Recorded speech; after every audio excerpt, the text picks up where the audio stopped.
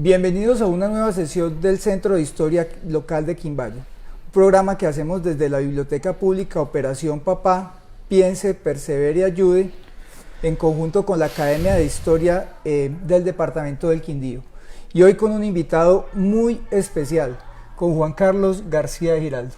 Juan Carlos, muchas gracias por aceptar nuestra invitación al Centro de Historia Local de Quimbaya.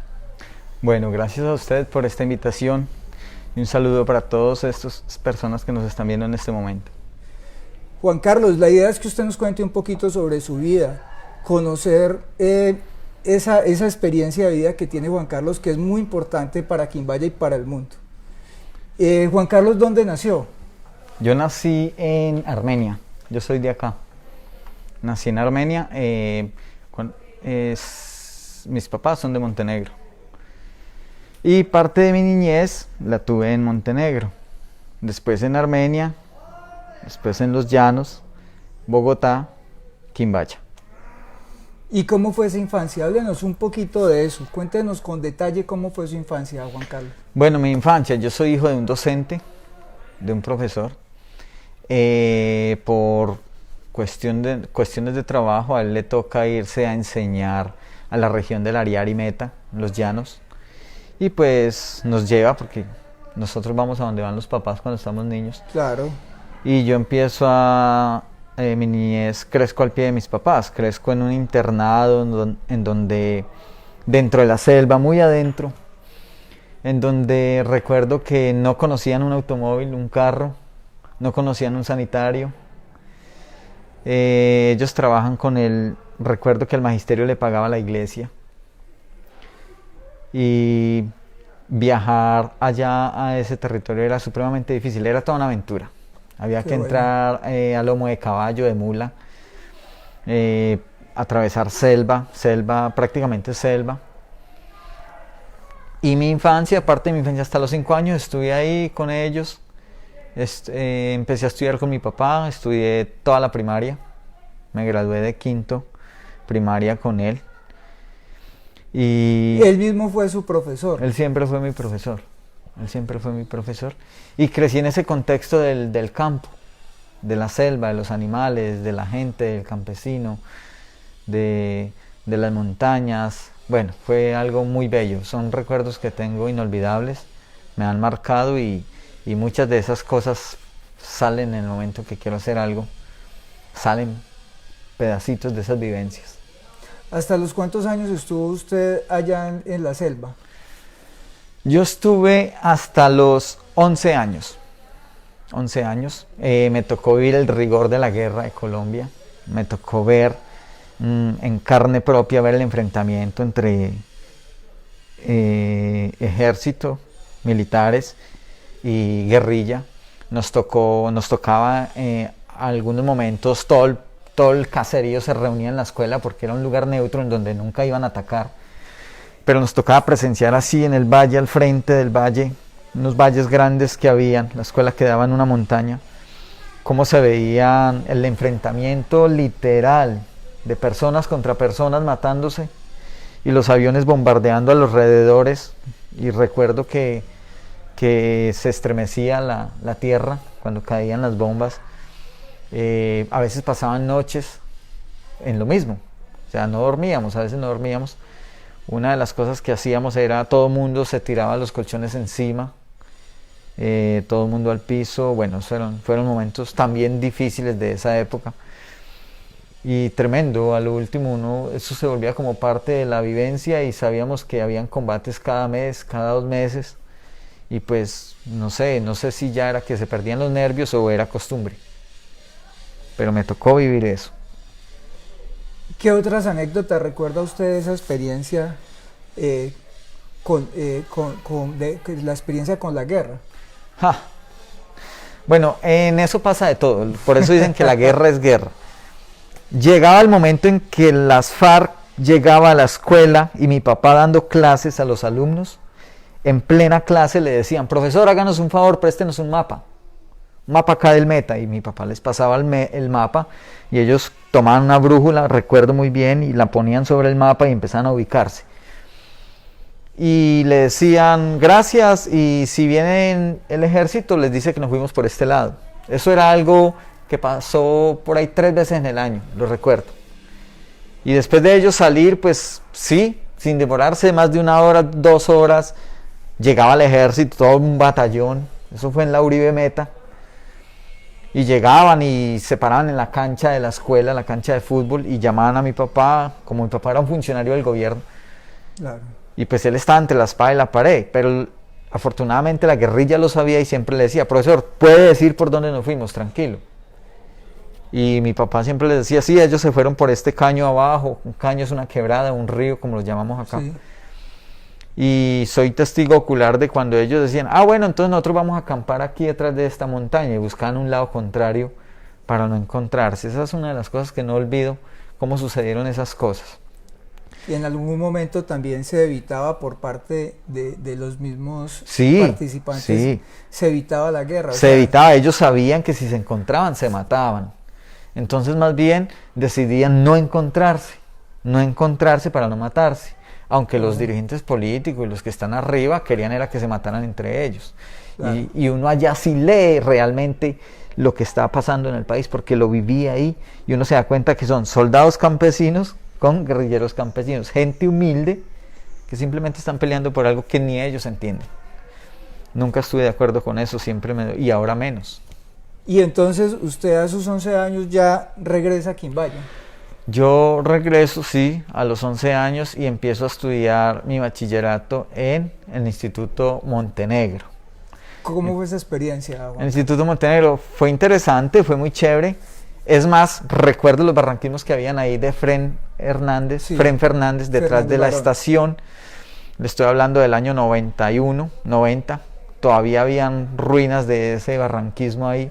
Es importante hacer un paréntesis ahí para contextualizar a las personas que hoy nos acompañan en esta sesión del Centro de Historia Local, y es que el maestro Efrén Fernández Barón fue quien inició la propuesta escultórica de barranquismo acá en el Quindío, y él, pues digamos que fue el precursor de esa propuesta acá en esta región.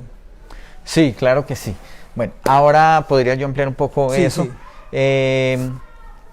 Estudio en el instituto, estudio hasta el octavo. Por cuestiones de trabajo, mi papá decide irse a Bogotá, entonces lo acompaño. Y aprendo a manejar todo lo que tiene que ver con automóviles, carros, motos, lo que tiene que ver con construcción, convertir, pintar. Aprendo esos trabajos manuales y empiezo a volverme más técnico en lo que es ensamblar un automóvil, cómo desarmarlo, cómo armarlo, cómo reconstruir la línea de una puerta, cómo darle forma a la curva de un guardabarro, ¿sí? O sacarle el golpe a un tanque de una moto. Ahí empiezo a tener mi primer taller de manualidades. Ahí empiezo a conocer técnicas, a conocer herramientas, a conocer formas para volver algo que está destruido a volverlo nuevo. Qué bien. Empiezo en eso. Ahí estamos un año largo en Bogotá y volvemos a Quimbaya. Y ya no me he movido desde Quimbaya desde hace 22 años. Maravilloso. Desde Quimbaya. Y Quimbaya sucedió algo muy especial en mi vida. Y es que en Quimbaya yo entro ya post-adolescente y empiezo a tener otra lectura de lo que es mi mundo. Sigo con la parte de los autos, sigo con la parte de esta del taller, pero ya empiezo a tener contacto con personas que se mueven de otra forma, de otra manera, o sea, cómo son los de esta región. ¿Y en qué momento siente usted que ya era la posibilidad de empezar a trabajar como artista? O sea, ¿en qué momento descubre usted que ya esos trabajos eran, digamos, una formación inicial para seguir su trabajo ya como artista y como escultor? ¿Cómo le parece que la forma en que yo estaba haciendo mis trabajos, esa misma forma fue la que me llevó a que alguien viera que yo debería estar dedicado a otra cosa y no a vivir de un negocio como un taller, por ejemplo? O sea, sí. Mejor dicho, él me lo dijo una vez en estas palabras, me dijo, no sea empresario, vuelva a ser artista, porque tiene la capacidad para hacerlo. Yo no sabía de lo que él me hablaba, honestamente, no sabía de lo que él me hablaba. Eso me lo dijo El profesor Néstor Cárdenas, él en esos días enseñaba en la Universidad del Quindío Artes Plásticas. Qué bien. Me lo dijo y me pasó unos libros que empezaron a enseñarme sobre eso. Pasó algo casual. Yo hice mi primer barranquismo a un lado del taller, tratando de hacer una figura humana. Y haciendo esa figura humana, casualmente una vez, yo sé que la gente pasaba y lo miraba, pero casualmente una vez pasó una camioneta y paró y se bajaron unas personas. ¿Quién hizo ese trabajo?, preguntó ahí enseguida mi taller. Entonces pues yo le dije, lo hice yo, estoy haciendo un ensayo de un trabajo. Y me dijo, y le haría uno a mi pueblo. Y era el alcalde en ese tiempo, Rengelenao. Le haría uno a mi pueblo. Y pues para mí fue sorpresa. Pues claro, se me estaba abriendo una oportunidad y yo no sabía básicamente nada de dibujo ni eso. Entonces él me dijo, hay unas propuestas para hacer un barranquismo acá, pero me gustaría que presentara la suya. Entonces fue interesante porque yo no sabía hacer una propuesta, no sabía hacer una propuesta. Y lo que hice fue, ya me había leído los libros que me había dado el profesor, ya estaba entrando más en contexto de lo que es el arte, qué es la expresión figurativa, qué es la abstracción, ya estaba conociendo un poquito de lo que hoy sé poco también, no es que sepa mucho. Y decido pasar una propuesta, pero yo hago una maqueta en plastilina, y entonces esa obra compite con otras dos obras, que había otras dos propuestas, pero las de ellos eran obras escritas, la mía tenía una maqueta visual, y por entrar en esa parte visual ellos pudieron entender más lo que yo planteaba, entonces se fueron con mi obra, aunque era más costosa. Pero tengamos ahí esto, ¿cómo le parece que antes de que todo esto sucediera yo le dije a un profesor también le doy el crédito a él porque me sirvió unos tics que me dio de dibujo, que es Henry Villada. Qué bien, claro, el maestro Henry Villada. Él me cobró por eso, pero yo le dije, cóbreme, pero enséñeme lo básico, que el resto me encargo yo. Y pues de pronto sonó arrogante, pero yo sabía que tenía que hacerlo. Y sí, me enseñó, me dio 4 clases. Recuerdo que me cobraba 50.000 pesos cada clase personalizada. En ese momento, claro, hace muchos años. Y me dio unos trabajos y me dijo, haga esto, me enseñó valoración tonal, los volúmenes, cómo se manejan con el lápiz, la sombra, las profundidades, los altos relieves. La figura humana, los cánones, me enseñó la parte artística occidental, que es lo que enseña la academia. Bueno, yo tomé esa información y me fui, practiqué, pero ya estaba firmando contrato con Reinel, con el alcalde de Quimbaya, claro. Y yo aún sin estar bien metido en el cuento del dibujo, cómo se hace una figura humana, ya estaba el contrato aprobado, yo estaba preocupado por eso. Pero no, yo vivía en una finca y yo llené toda la finca de papeles, dibujos y hice muchos. Es más, llené toda una pared, el pasillo, y la gente que llegaba decía, ¿y eso qué es? Pues parecía una pared de loco. Pero fue muy interesante porque al último fui viendo cómo se define una figura humana, cuáles son sus movimientos, su perfil, de frente, de lado, acostado, parado, corriendo. Empecé a entender el movimiento de la figura humana y entonces me decidí a hacerlo. Y fue muy chévere porque detrás de eso se vienen otras cosas. Detrás de eso me pasa algo que, mejor dicho, parece una novela y estoy yo terminando esa obra. ¿Cómo le parece que yo me demoro 3 meses terminando esa obra? 2 meses algo terminando esa obra y por estar haciendo esa obra yo cerré mi taller, entonces pierdo todos mis clientes.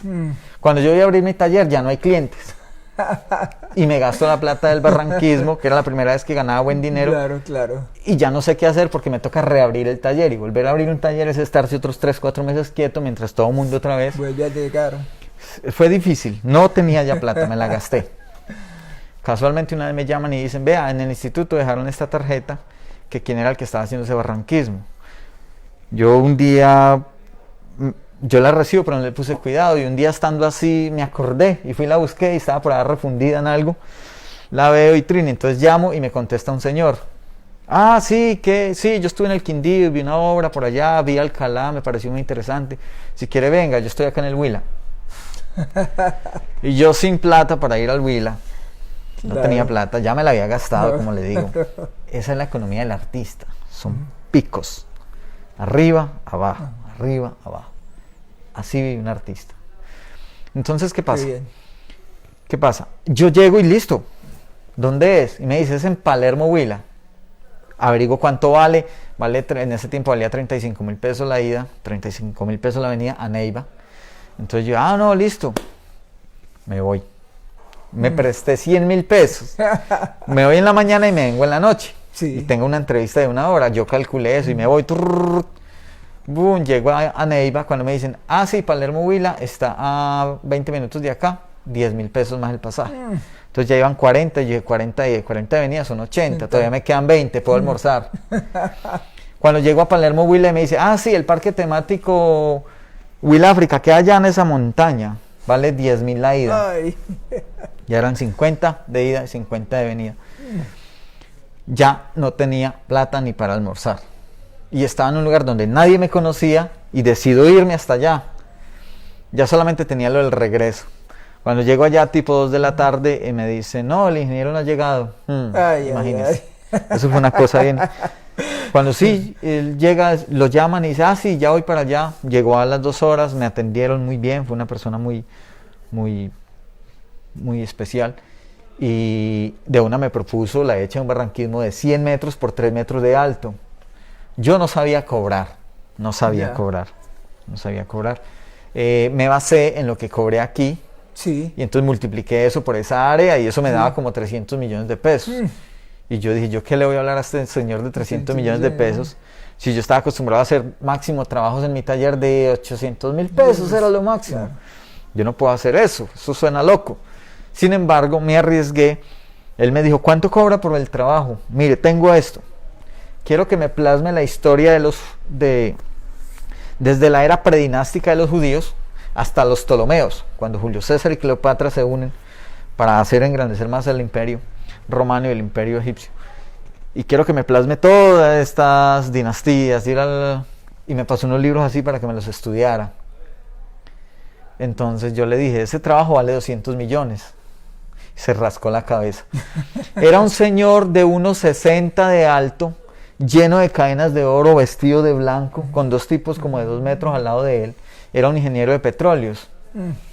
Y él quería crear su parque temático y lo puso Huila África, y era fusionar la cultura de Huila con la cultura africana y tomar la parte sanagustiniana, que son todos estos trabajos escultóricos en roca, y ponerlos así enfrente de las esfinges egipcias. Entonces él quería hacer ahí un encuentro de cultura en su parque temático. El hombre tenía un sueño bien interesante. Qué bien. Y entonces se rasca la cabeza y me dijo, le va a dar 120 millones. Yo nunca había visto esa cifra ni la había escuchado. Pero entonces le dije, hágale, listo, de una, arranquemos. Me dijo, listo, pásemele plata a Juan Carlos. Yo escasamente con el pasaje y sin almorzar, pásemele plata a Juan Carlos, y de ahí para acá me vengo, me da plata hasta para comprarme un carro, irme con trabajadores y empezar a trabajar.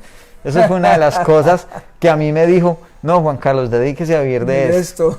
Sí, pero hay que ser bueno, hay que investigar, hay que trabajar, hay que insistir, hay que luchar. Y detrás de eso me han pasado muchas otras más parecidas, muy parecidas. Y yo le digo a mis amigos que esto es de creer, esto es de no solo de soñar, hay que aterrizar las ideas. Sí. Constantemente nosotros tenemos ideas que fluyen en todo momento, yo siempre les cuento. Y constantemente las ideas fluyen, y cada vez que uno se encuentra con un panorama diferente hay ideas diferentes, porque la mente juega con los contextos, ¿sí? Es una lectura natural de la persona. Entonces, ¿qué pasa? En ese momento las ideas hay que aterrizarlas. ¿Cómo? Como mínimo, ráyelas, dibújelas o grábelas en el teléfono, porque a uno se le vuelan. Y si las dejan en la mente, hay un problema con las ideas que se quedan en la mente. Yo lo digo por experiencia. Dan tantas vueltas que termina usted convirtiendo su mente en un osario de ideas. Ahí, ¡pum!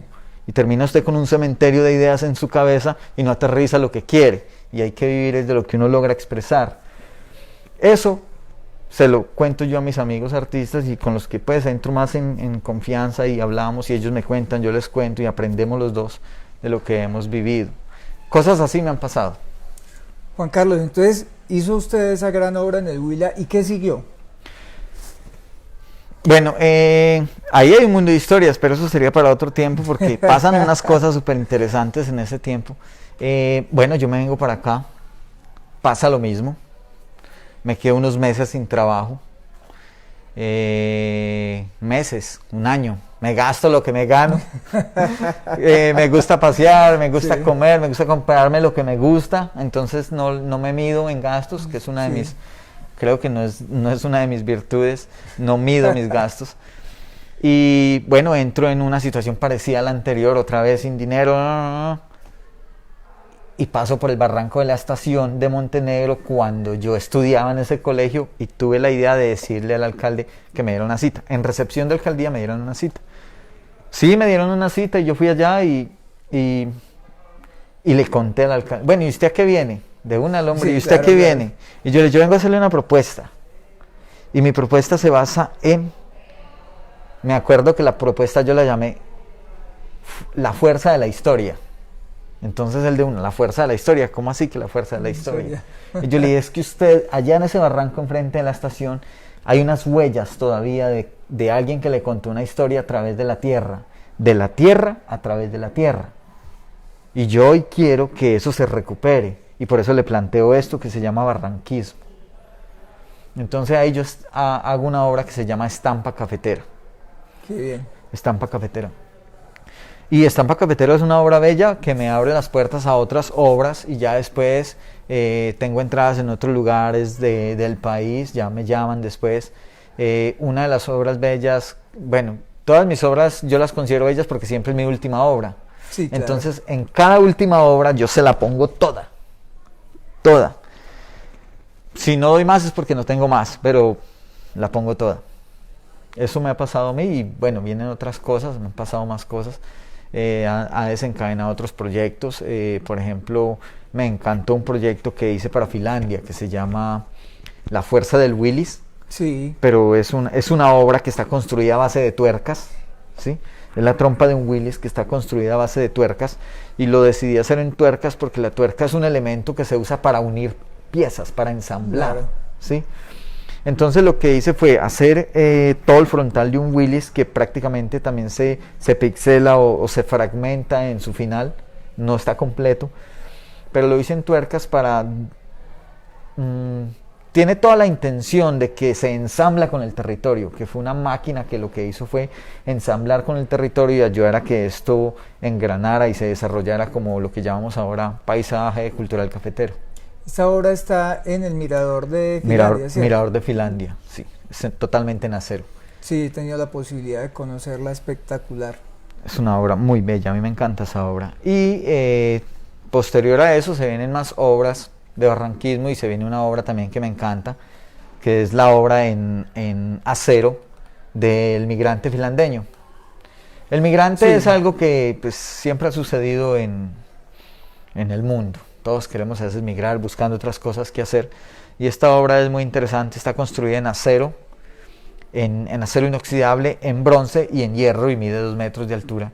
Es una figuración abstracta, a ver, ¿qué les digo? Es un abstracto parcial porque tiene parte figurativa y parte de abstracción y pues esto lo que nos quiere decir es cómo a veces un migrante tiene que partirse en dos, su mentalidad, sus sentimientos, de dejar su tierra de lo seguro por lo posible y proyectarse y irse de su entorno natural y buscar y explorar en otros lugares del mundo a ver qué encuentra. Y eso nos ha pasado a muchos de los seres humanos. Ahí nace esa obra. También Quimbaya ha tenido la fortuna de pues que usted no solo nos deje una obra, sino que han sido varias. Ajá. Sí. ¿Y cómo le parece que hay una obra acá que es muy poderosa, empezando por su monumentalidad? Es una de las más altas del departamento. Se llama ADN Quimbaya. Y es más, quiero que nos unamos para que le hagamos el código QR, ¿sí? Para que la gente desde el auto pueda y toda la información le baje a la persona y le diga ¿qué es esa obra? Maravilloso. Y para los que no saben qué es esta obra... Qué bueno que les cuente hoy, Juan Carlos. Claro, esta obra está montada sobre un volante de uso. Está montada sobre un volante de uso que es el platillo abajo que se ve en forma de lenteja. Y tiene un orificio en el centro por donde sale una aguja. ¿Sí? Y de la aguja y del platillo emerge una estera con unos trazos geométricos que circundan la aguja y sale hacia arriba. Y en su parte final hay un rostro aborigen, es la mitad de un rostro aborigen, pero ella termina, igual la estera termina en esta manera de fragmentación con el espacio. Siempre mis obras tienen esa característica. Y es que esa fragmentación para mí significa es la unión entre lo manifestado y lo no manifestado. Nosotros estamos compuestos de esas dos cosas, de lo que podemos ver, tener, crear, hacer, y de lo que tenemos pero no se ve, que es la parte mental, la parte imaginativa, la parte que está aún en el subjetivo. Es eso. Entonces básicamente las obras son una expresión de mi pensamiento, de lo que yo veo, cómo veo el mundo. Mediante mi pensamiento creo el universo en que vivo. Así es, eso es. Entonces la obra lo que nos quiere mostrar es quiénes eran los que estaban acá. Y se llama ADN Quimbaya precisamente, no solo por su forma espiral, que tiene en contexto la forma de nuestro ADN, sino también por la información encriptada que tiene en su forma, ¿sí? Si puede ver el uso, tiene unos trazos geométricos que aluden a unas convenciones que ellos tenían como referencias a la hora de hilar o a la hora de seleccionar tejidos, de acuerdo a los estudios que se han hecho en esto. Tiene los colores del acero envejecido, es el color natural del hierro, que cuando el medio lo toca, lo transforma en ese color, pero ese color alude no solo a tiempo, para llevarnos al momento ancestral, sino que también es el color terracota que se conecta con el color de nuestra tierra. Entonces es una historia que está totalmente en contexto con lo que somos y totalmente tocante a nuestra cultura ancestral, por su forma y por sus colores. De eso habla esa obra. Maestro Juan Carlos, usted ha tenido en su formación influencia de muchas personas, pero como en la estructura de lo que es su obra, también han sido, aparte del profesor Néstor Cárdenas, han habido otras personas. ¿Quiénes han sido? Sí, han habido personas muy, muy importantes en mi vida que con 3-4 palabras han volcado mi pensamiento a hacer algo grande. Y yo siempre estaría agradecido, por ejemplo, el profesor Mario Marín Urrea. Sí. Quimbayuno, un profesor que siempre, recuerdo una frase de él que decía, si recuperamos nuestros valores, fortalecemos nuestra identidad, o algo así, ¿sí? Recuperando nuestros valores, fortalecemos nuestra identidad, nuestra historia, y él siempre hablaba de la cultura quimbaya, de lo ancestral. Esa parte siempre se la reconoceré al profesor Mario Marín Urrea, porque desde ahí, yo de ahí tomé una parte para mi vida y la aplico en lo que hago. Qué bien. En lo que hago. Está también el profesor Ariel Granada, claro, una persona importantísima para mí. Compartí con él no mucho, solo fueron 2 años con él, pero no se me olvidó una frase de él que decía: como hay ciegos para ver la vida, hay ciegos para ver el arte. Y me dijo, no todo el mundo ve el arte. El arte es una magia real, que no todos tienen la capacidad de entenderla y de sentirla. Y aquellos que tienen el privilegio de poderla vivir son magos y viven del milagro del arte. Porque el arte no es un mercado no es un producto como el que vende comida, o el que vende ropa, o el que vende automóviles, o el que vende elementos que se necesitan para la cotidianidad, ¿sí? El arte es alguien que tiene un sentimiento por colocar una escultura en su sala o una pintura en su pared. Sí. ¿Sí? El arte, entonces los que vivimos de eso, vivimos del milagro que se logra a través del arte. Básicamente vivimos en una atmósfera mágica. Maravilloso. Mágica. Un poco lejanos de la realidad, pero dentro de la cordura. Para no entrar pues a la locura y estar por fuera del contexto de lo que es la vida normal. Pero un poco también dentro de la locura, con el control de la cordura. O sea, son personas que tienen la capacidad de tener el control de su vida, y a veces pueden vivir cosas muy locas, pero siendo conscientes de que la viven para tener una experiencia y poder traer a su realidad imágenes o sueños que lo lleven a una inspiración o a una expresión. Es una gran actividad, es una cosa gigante lo que puede abarcar un artista. Maestro Juan Carlos, en su proceso formativo y ya cualificativo, usted también ha tenido la posibilidad de rodearse de artistas muy importantes a nivel nacional e internacional. De esos con los que ha tenido contacto usted, ¿cuáles son los que han marcado más influencia en su trabajo? Yo he tenido la oportunidad de estar al lado de personas que ya tienen amplia trayectoria en el arte, y dentro de esas pues destacados está, por ejemplo, para mí especiales que me han marcado con sus palabras, el maestro Emiro Garzón, muy bella en su forma escultórica de plasmar la iconografía nuestra. Ya, qué bien. El maestro David Mansur, tuve la oportunidad de estar varias veces con él en varias oportunidades, y él decirme que, el ver mis dibujos y mis trabajos y decirme: Juan Carlos, hay esto, tiene esto, sí, pero no diciéndome hágalo, sino veo esto, no sé qué vea usted, yo veo esto. Y para mí es muy importante que una persona de esta trayectoria pues vean lo que uno hace, cosas que se pueden llevar a la realidad. También al maestro, el del claro oscuro, se me va el nombre aquí, el maestro Noble, un gran pintor contemporáneo, barranquillero, buena persona. Tuve la oportunidad de estar con él sentados hablando cosas muy interesantes, y él es uno de los que me decía que no es estar en el absurdo, pero sí cerca del absurdo a la hora de querer hacer algo, porque lo que para uno es, para otros puede que no sea, pero no tema arriesgarse, haga. Y la vida real no solo se vive de discursos, se vive de hacer. Quizás mi discurso sea un poco vacío a la hora de hablar de arte, porque yo no soy una persona supremamente intelectual y que vivo metido en los libros. Yo tengo otro tipo de lecturas. Yo pienso lo contrario. Yo creo que su formación es muy amplia. Y en ese tipo de lecturas, qué bueno que nos cuente cómo es la lectura suya, cómo son sus maneras de leer. Bueno, a nosotros nos enseñaron, y es lo que yo digo, ahí es donde yo hablo del el rebelde con causa. El rebelde con causa. Y es que a nosotros nos han enseñado una manera codificada de cómo leer, cómo aprender. ¿Sí? Y es simplemente porque estamos sistematizados.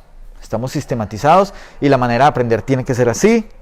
Use más su memoria que su entendimiento. Sí.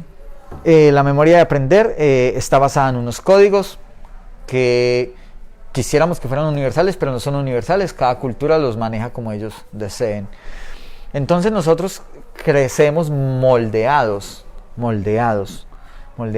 Una de las cosas bellas que yo veo en los jóvenes, y es esa rebeldía a no querer estar moldeados, porque ellos nacen libres, pero cuando se encuentran con un sistema que los quiere encasillar en una forma de ser, y una ética, y unos códigos, y una economía, pues ellos protestan y se sacuden. No, pero es que no puede ser así. Yo ¿por qué no puedo hacer esto? ¿Por qué no puedo hacer lo otro? Entonces el sistema les dice: usted es malo, usted es desobediente, usted es subversivo. Y eso choca con el desarrollo libre de la persona, y estamos pasando por eso en este momento.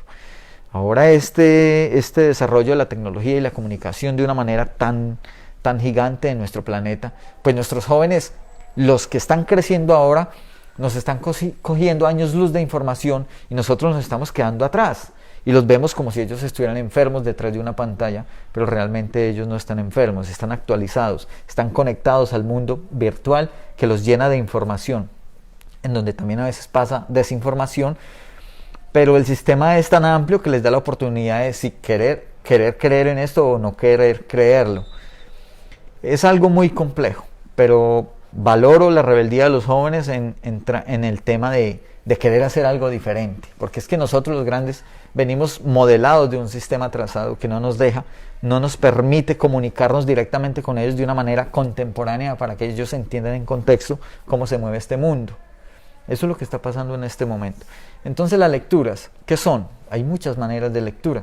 Está la lectura que es sentarse frente a un libro y esos códigos que se llaman cápsulas de información, que los llamamos letras, Sí. y cada una tiene un sentido y están ubicados de cierta manera que lo llevan a usted a imaginar una historia. Esa es una forma de lectura.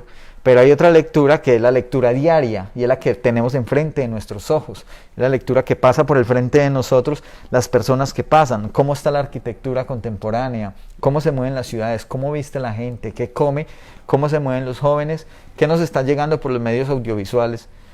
O sea, son otras lecturas que a la vez nos informan y nos ponen en contexto del mundo actual, qué está pasando. Los libros, maravillosos, a través de ellos, en ellos hay mucho conocimiento y mucha información, Claro.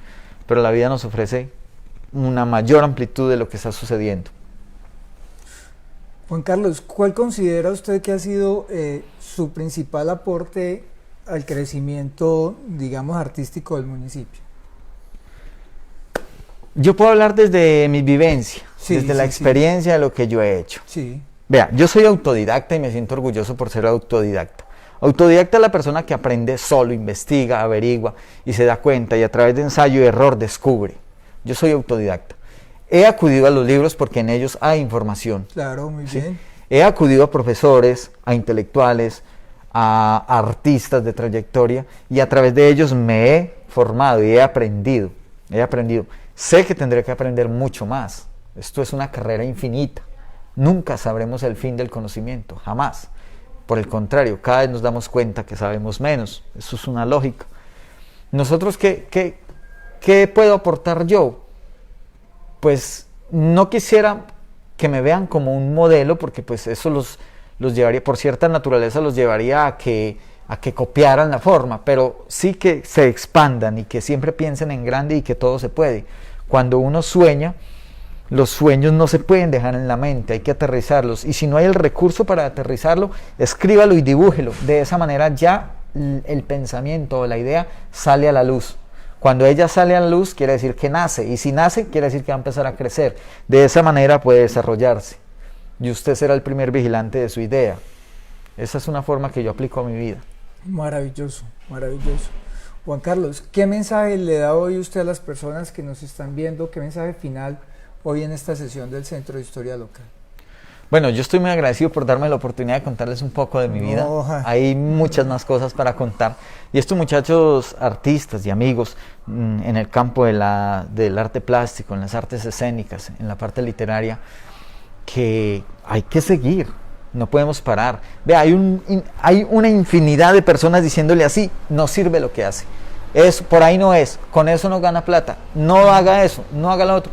Eso es lo más normal del mundo. Claro. Lo peor sería algo diferente, que yo creo que ahí sí sería muy diferente, que todo el mundo le estuviera diciendo, hágale por ahí, hágale por ahí. Ahí sí yo creo que estarían equivocados. No, yo creo que lo mejor es seguir contra eso, seguir en contra de la marea.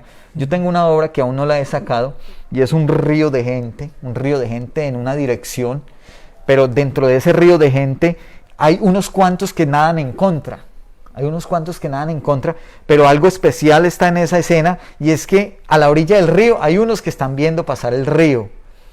¿Y cómo le parece que detrás de esos que están viendo pasar el río hay uno que está pintando el cuadro? Entonces, así es la vida, eso es lo que está sucediendo en el momento. Pues yo los invito a que se den cuenta de que esto es un viaje, y pues que hay que hacerle, hay que darle, hay que pensar, hay que crear, hay que estar insistiendo, porque uno quieto no hace nada. Realmente es trabajando. Juan Carlos, muchas gracias a usted por habernos acompañado hoy en esta sesión del Centro de Historia Local, que se lidera a través de la Academia de Historia del Quindío, de la Administración Municipal y de la Biblioteca Pública. De verdad, nuevamente, muchas gracias, Juan Carlos. Bueno, muchas gracias a ustedes, de verdad estoy agradecido por poder compartirle esto a muchas personas que nos están viendo en este momento. Y darle también un agradecimiento especial a nuestra compañera Lorena Elizabeth Celis Aguirre, quien nos apoya en la parte técnica de todo este proceso, que termina en una entrevista, pero tiene, digamos, unas etapas anteriores que son las que vivimos en equipo acá desde la biblioteca, para que se pueda dar ese resultado de tener cada invitado. Qué interesante, muchas gracias.